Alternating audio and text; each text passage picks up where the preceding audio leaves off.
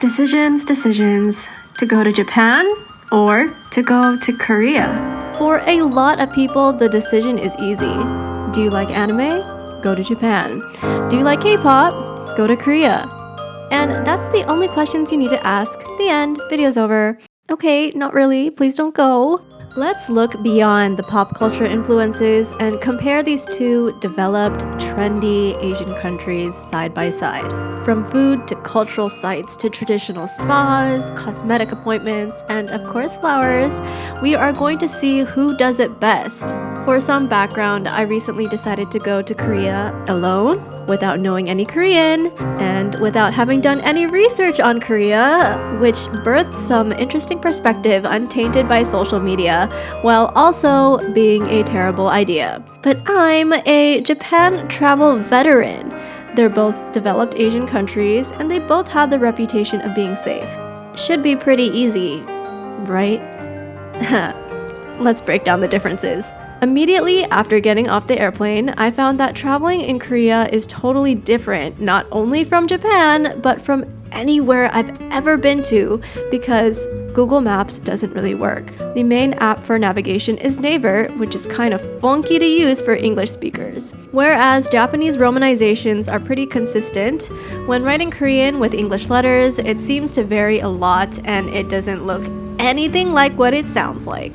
It makes searching for specific establishments very difficult, so I deem Japan the winner for this category. By the way, I did try learning Korean via Duolingo for a couple weeks, but I was only learning words like ant or flower, which is totally useless for travel. In the end, what was most helpful was getting a Korean friend to teach me how to say hello, 안녕하세요. thank you, 감사합니다. and bathroom. 화장실. Similar to Japan, Korea has some amazing solo travel accommodation options. I stayed at a Goshuan-style guest house. This is dorm-style housing that students will rent to focus well on studying, with a private desk, bed, and weirdly enough, also a personal shower. It even has a cozy little plant. Coolest of all, this particular guest house had a nice lounge area with all-you-can-eat ramyun, eggs, salad, bread, cheese, and ice cream at any time of day. At night, there was a cockroach that kind of skittered along here. I tried to capture it with one of the paper bowls I had, and then it escaped under the bed, and I was like, uh-oh, now I don't even know where it is. But luckily, it decided to crawl up this wall. It crawled up, and then it crawled over the bed. I opened the door so hopefully I could like scrape the cockroach off and then out the door, but instead it landed on my luggage into all my clothes. I tried to drag this out into the hallway and frantically dug for the cockroach in the hallway, and finally I shook it out and it walked away. Despite the debacle, I still decided to book this place again at the end of my trip because I liked it so much. Other features of a classic Korean room, as evidenced by this other place I stayed at, includes teeny bath towels that don't cover your whole body, bar hand soap, or no hand soap at all, and a wet bathroom, so when you take a shower, the entire bathroom becomes wet. Korea still wins this because accommodation is generally more affordable in Korea than in Japan. My first mistake from not doing any research on Korea was not bringing an electrical adapter. This resulted in me in spending my first hour of my precious time in Korea at the Apple Store to get a charger for my laptop. Japan shares the same plugs as the USA, but Korea shares the same plugs as the EU. USB phone chargers are easy enough to get from Daiso or convenience stores, but it's a different story for my laptop. As an American, Japan wins this category, but if you're from the EU, Korea probably wins for you. I didn't know drone shows were a thing until I saw my first one in Seoul. It really gave me the impression that Korea is technologically advanced. I had never seen anything like it. Even though drone shows also started appearing in Japan,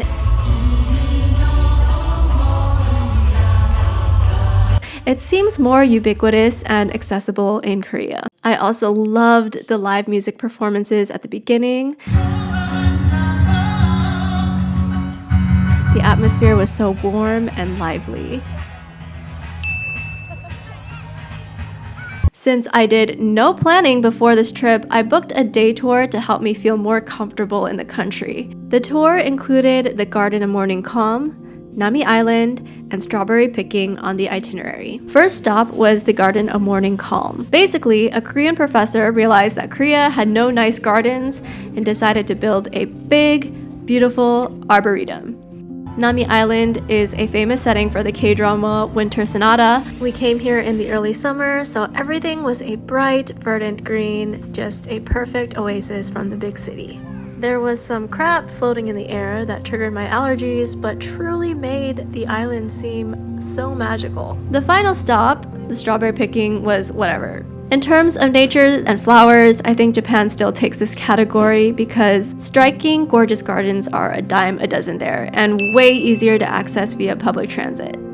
I will say that being surrounded by mountains, Seoul has the most incredible hikes that are easily accessible from the city. And I think that this is Seoul's charm point. You can hike along the city wall up to the top of a neighboring mountain, wait for the sun to set, and for the city lights to start twinkling in the distance. I'm by myself, but this is freaking romantic. I thought that the day tour I booked would help me become more acclimated to Korea, but it didn't. What did help me become more comfortable in the country was getting sick. It forced me to go to the pharmacy and ask for medicine. To my surprise, they spoke English, asked me about my symptoms, and recommended me some meds that instantly made me feel so much better. Having been used to Japan, I was surprised they were so willing to help me. In my experience, a lot of Japanese feel very deterred by the language barrier and feel too insecure to help. I also took a trip to the post office, and although the person who helped didn't know any English, they were so fast at whipping out their phone translating app to help me out. Koreans are less likely to balk at extra communication steps to get your business, so in terms of being able to get by as an English speaker, Korea wins by a long shot.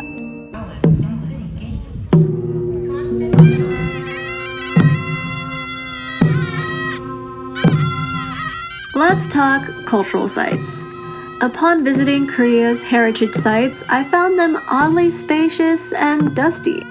The light reflects very strongly from the dirt ground. They also seemed surprisingly new, and indeed, a lot of the culturally significant and historical buildings in Seoul are actually reconstructions. And although they were probably rebuilt as authentically to the historical methods as possible, they just lack the ghosts of the past and seem inauthentic as a result. The buildings stand out ostentatiously, while Japanese heritage sites often complement their natural surroundings. Japan wins this category, although that is being sort of unfair considering Japan destroyed all of Korea's cultural properties during their occupation, a very sad and effective way of compromising cultural identity. Although many of the cultural sites have architecture that seems far too new, the touristy areas surrounding Hanok villages are fun to browse. The traditional architecture adds a unique flair that elevates cafes and shops that were already pretty trendy. The cafes in particular have some of the most inventive desserts and drinks. They make for very appealing third spaces to meet and chat with friends or get some work done. Third spaces are not just limited to cafes.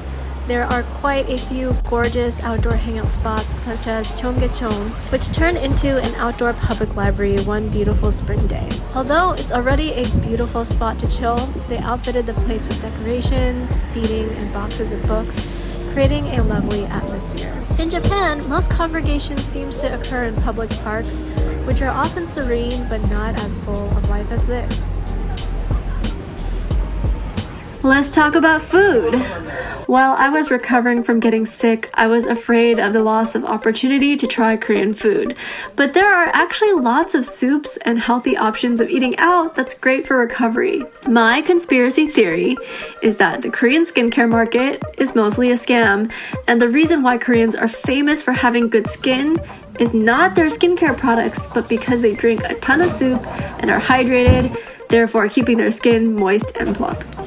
I love the practice of wrapping meat, pickles, and spicy sauce in a leafy green for a balanced little flavor bomb. Korea also has better street food. Japan doesn't have as much variety.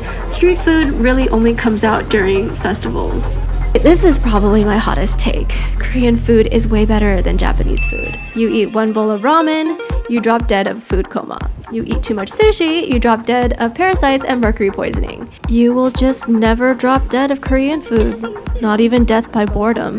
There's so much variety, it's healthy, there's so many flavors. It's impossible to tire of. In all seriousness, Japan has a different philosophy towards food. Something about simplicity, something about experiencing food with all five senses. I just like the diverse and bold flavors of Korean food more. However, on the flip side, it is significantly harder to solo dine in Korea. I had a hard time even on my guided tour solo dining. I wasn't allowed to eat what everyone else on my tour was eating because they only make portions for 2 or more people. I still got to eat a lot of good stuff, but I had to learn how to find solo dining places in Korea. Despite not doing any research, there was really only 2 things that I could have handled better. One was the electrical socket thing, and the other was taking a flight to Busan. Despite watching Train to Busan, it escaped me to take a train to Busan. I took a much less interesting, much more inconvenient flight instead. But the most important part is that I actually made it to Busan, an extremely photogenic seaside city. The relationship between Busan and Seoul feels similar to Osaka and Tokyo. As a second city, Busan has the same big city amenities as Seoul, like delicious food and trendy cafes. They just come in a different flavor. I wanted to try Busan's famous seafood barbecue, but as a single person, I had to buy a 2-person set. Jjimjilbang versus onsen. I went to Spa Land in Busan for my Jjimjilbang experience. Evidently, both Koreans and Japanese love to bathe. There was the normal big gender-separated indoor baths, but what was different were the large co-ed relaxation spaces and saunas that could be enjoyed with your partner or friends. Given that I was traveling solo, it did give me more FOMO to see everyone hanging out while I was alone. Spa World even had this ramyeon bar where you could choose from dozens of varieties of ramyeon, and they had so many different toppings to choose from. My choice ended up being kind of nasty, but it was a fun experience. Jjimjilbang have lots of amenities, but ultimately I think I prefer a meditative soak in a dotemburo more. It's become very popular to do hair, nails, lashes, facials, and all sorts of cosmetic procedures in Korea. However, even though Korea has the larger beauty reputation, I don't think Japan necessarily slacks in this category. I don't know. I'm not sure I like it. I feel as if I made some very questionable fashion decisions. Now, I've gotten a lash lift in both Korea and Japan. I've also gotten my hair done in both countries. Although I don't think the handful of salons I've been to can really be representative of their entire respective countries, I was actually more satisfied with my experience in Japan. I just think they pay more attention to my service, and in the case of the lash lift, they actually asked me for my medical history before working on me. It helps that I can speak Japanese, so I can communicate my desires better than I can in Korea. All that being said, don't sleep on Japan for cosmetic stuff. Local salons can be really attentive, and salons that are used to catering to foreigners may be really rushed because they know you're not likely to come back. Unrelated, but before I got this perm, Korean locals thought I was Chinese, but after this perm, locals thought I was Japanese. Even though this trip was ill-researched, I found this trip really enjoyable. It was relaxing. In the age of travel influencing, a lot of trips can feel like a to-do list, rushing from attraction to attraction, standing in giant lines for places that went viral, trying to get the perfect picture, and trying to maximize every bit of time.